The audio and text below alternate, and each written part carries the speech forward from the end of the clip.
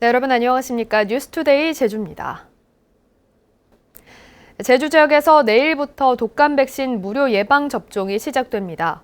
또 퇴임 한 달 만에 다시 지명된 고영권 정무부지사 예정자의 인사청문회도 이번 주에 열리는데요.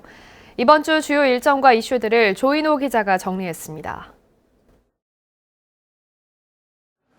제주 지역 독감 백신 무료 접종 대상은 24만 9천 명입니다.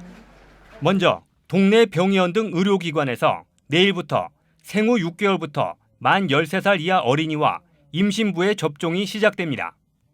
만 75살 이상 어르신은 10월 12일부터, 70살에서 74살은 10월 18일부터, 65살에서 69살은 10월 21일부터 시작됩니다.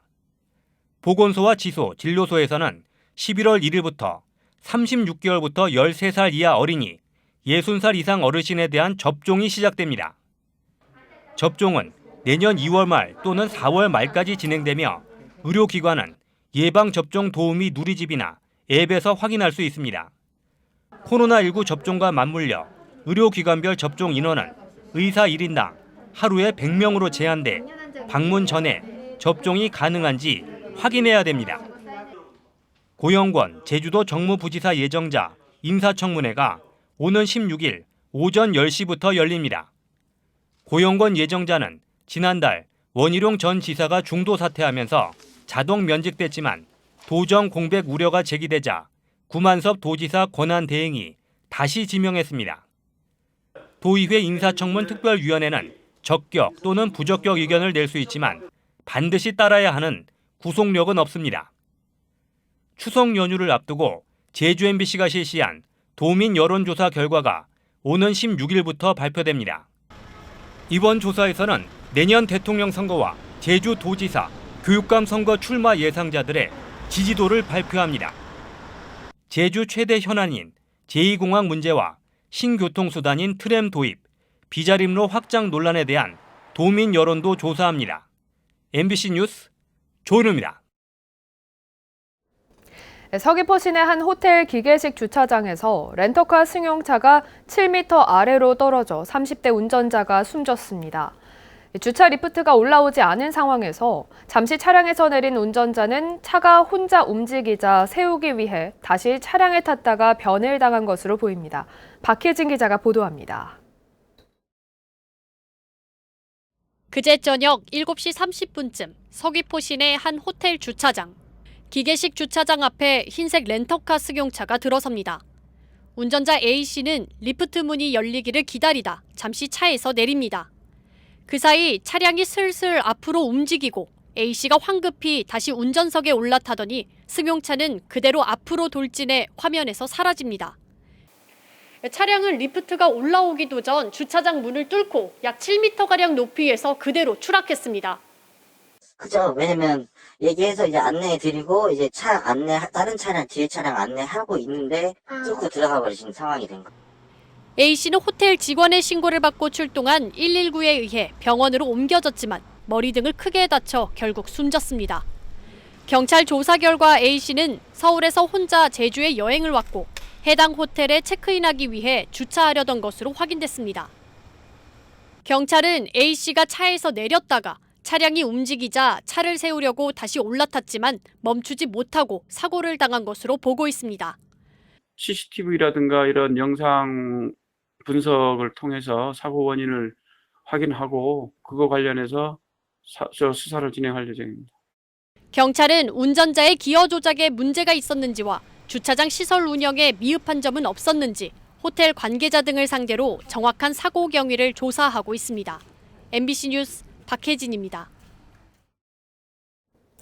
제주 지역 코로나19 확진자가 그제 4명, 어제 17시까지 4명 추가 발생해 누적 확진자는 2,725명으로 늘었습니다.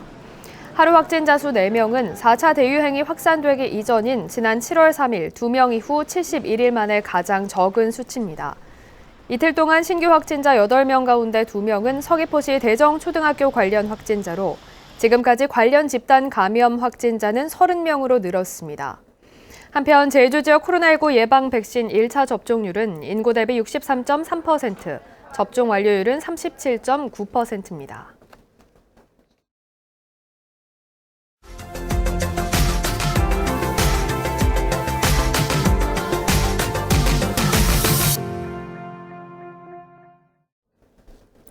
명절이 다가오면 업무량이 폭증하는 곳, 바로 택배업계인데요. 부산에서는 한 대형 택배회사 집화장이 추석 대목을 앞두고 갑자기 문을 닫았습니다. 사회적 합의가 이루어졌던 택배 분류 인력 고용 문제를 두고 기사들과 갈등을 빚어오던 해당 지점장이 갑자기 직장 폐쇄를 통보하고 잠적한 건데요. 택배 기사들은 당장 생계가 막막해졌습니다. 부산 MBC 현지호 기자입니다. 한 택배 대리점 집화장. 명절을 앞두고 한창 분주할 시기에 컨베이어 벨트가 멈춰서 있습니다. 지점장이 직장 폐쇄를 통보하고 갑자기 사라진 겁니다. 보시다시피 집화장 출입구에 이렇게 차단용 사슬이 설치돼 있어서 택배 차량이 아예 드나들 수 없는 상황입니다. 발단이 된 건 분류 인력 투입 문제. 택배 기사들이 지점장에게 사회적 합의에 따라 분류 인력을 고용하라고 요구했는데 지점장이 이를 거부하고 급기야 집화장을 폐쇄해버린 겁니다. 명절 특수기를 앞두고 일감이 날아가 버린 기사들은 당장 생계가 막막한 상황에 처했습니다. 심정은 너무 당황스럽고 좀 두렵고 이래가지고 이틀 동안 와이프한테는 얘기를 하지 않았습니다. 첫날에도 정상적으로 들어갔고 또 그 다음날 아침에 일하는 것처럼 정상적으로 나왔고. 택배 기사들은 다른 곳에서라도 일하게 해달라며 철야 농성에 들어갔습니다. 문자 한 통만으로 불법적인 직장 폐쇄를 통보했습니다. 매일 땀 흘려 일한 만큼 벌어가는 우리 택배 노동자에게 직장 폐쇄 통보는 곧 해고입니다. 해당 지점이 담당하는 사하구, 서구 일대 배송 업무가 멈춰 택배 대란까지 우려되는 상황이지만 로젠 택배 본사는 지점장과 연락이 안 된다는 핑계로 대책 마련에 사실상 손을 놓고 있습니다. MBC 뉴스 현지호입니다. 각 대학마다 신입생 선발을 위한 수시 모집이 시작됐는데요. 지난해 대규모 미달 사태를 겪었던 지역 대학들의 신입생 유치전도 본격적으로 달아오르고 있습니다. 각종 장학금은 물론 수백만 원의 학업 장려금까지 내걸고 말 그대로 신입생 모시기에 나서고 있습니다. MBC 충북 김영일 기자입니다. 충북대는 올해 신입생 모집을 수험생들의 입시 부담을 덜어주는 쪽으로 방향을 잡았습니다. 학생부 종합전형에서 면접을 폐지했고 수능 최저 학력 기준도 적용하지 않습니다. 장학금도 신설했습니다. 수능 성적이 우수한 최초 합격자에게는 등록금은 물론 최대 500만 원의 학업 장려금을 지급하고 해외 연수 과정 우선 선발도 내걸었습니다. 학생들이 이제 줄어드는 것도 있고 또 이제 저희들이 이제 가장 중요한 것이 최초 합격자들을 많이 이렇게 등록시키는 것이 이제 중요합니다. 대학에서는. 그래서 그런 목적으로. 청주대는 학생 지원을 늘리기 위해 학교 문턱을 낮췄습니다.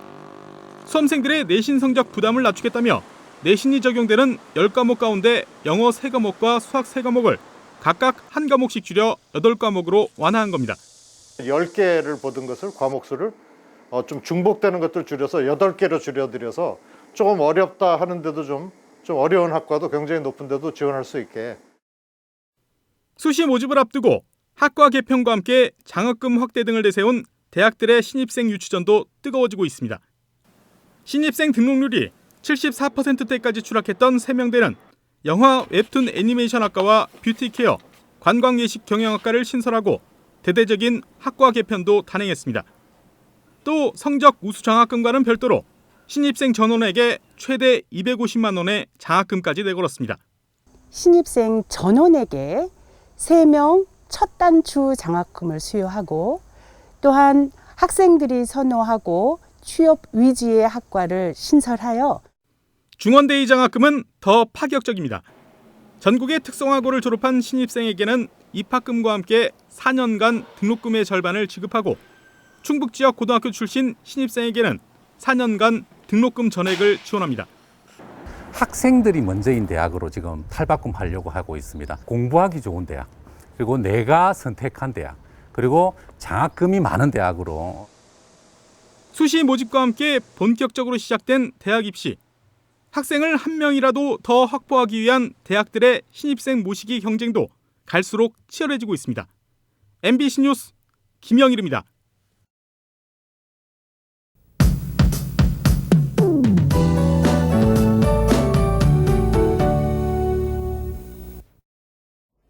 네, 오늘부터 제주도는 태풍 찬투의 간접 영향권에 들겠습니다. 낮부터 바람도 강하게 불겠고요. 많은 비가 예상됩니다. 제14호 태풍 찬투는 중심 기압 950헥토파스칼, 최대 풍속은 초속 43m로 매우 강한 세력을 유지한 채 현재 타이완 북동쪽 해상을 지나고 있습니다. 이번 태풍은 조금 이례적인 예상 진로를 보이고 있는데요. 이 태풍이 북쪽 고기압에 막히면서 중국 상해 부근에서 사흘 정도 정체한 뒤 편서풍을 타고 제주 쪽으로 방향을 꺾을 것으로 전망됩니다. 예상대로라면 수요일까지는 태풍이 중국 상해 부근에 머물러 있다가 목요일부터 서풍을 타고 오른쪽으로 이동하겠고요. 금요일 새벽쯤 제주도 서쪽 해상으로 접근할 것으로 예상됩니다. 수요일까지는 태풍의 간접 영향으로 제주에 많게는 500mm 이상의 많은 비가 예상됩니다. 현재 제주 산지에는 호우주의보가 발표됐고요. 오늘도 강한 비가 오는 곳이 있겠습니다. 내일 강수가 본격적으로 집중되겠는데요. 내일부터 모레까지는 시간당 50에서 70mm 이상의 집중호우가 쏟아지겠습니다. 비 피해 없도록 대비하시기 바랍니다. 주 후반에는 태풍이 직접적인 영향을 받을 가능성이 있는데요. 태풍의 진로는 유동적인 만큼 최신 기상 정보를 틈틈이 확인해 주셔야겠습니다. 바다에도 바람이 불기 시작했습니다. 오전 중에는 제주도 남쪽 먼바다로 태풍특보가 발효되겠고요. 물결이 7m까지 매우 거세게 일겠습니다. 해상 안전사고에 유의하시기 바랍니다.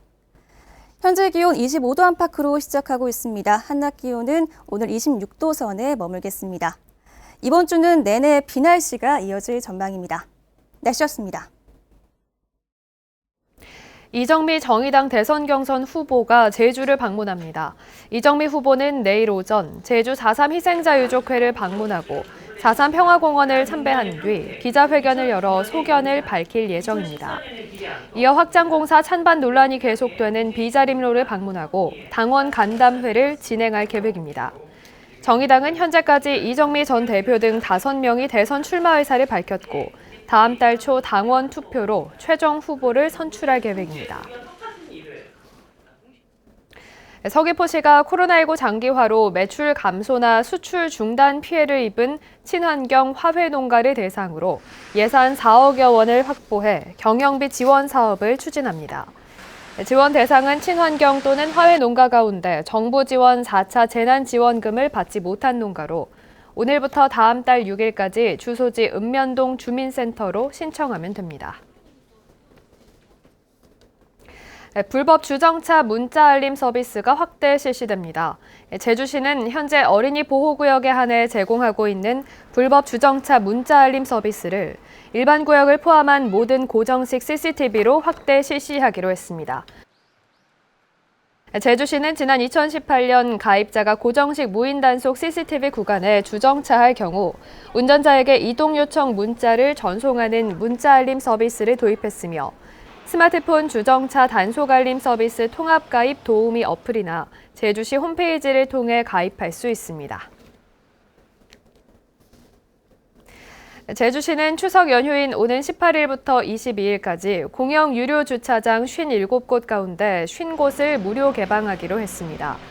하지만 이용객이 증가할 것으로 예상되는 제주국제공항 입구와 칠성로 상가 제1, 2 유료 주차장은 기존대로 유료로 운영하고 동문시장 노상주차장과 주차빌딩 등 7곳에는 추석 전날 혼잡을 우려해 주차관리원을 배치할 계획입니다.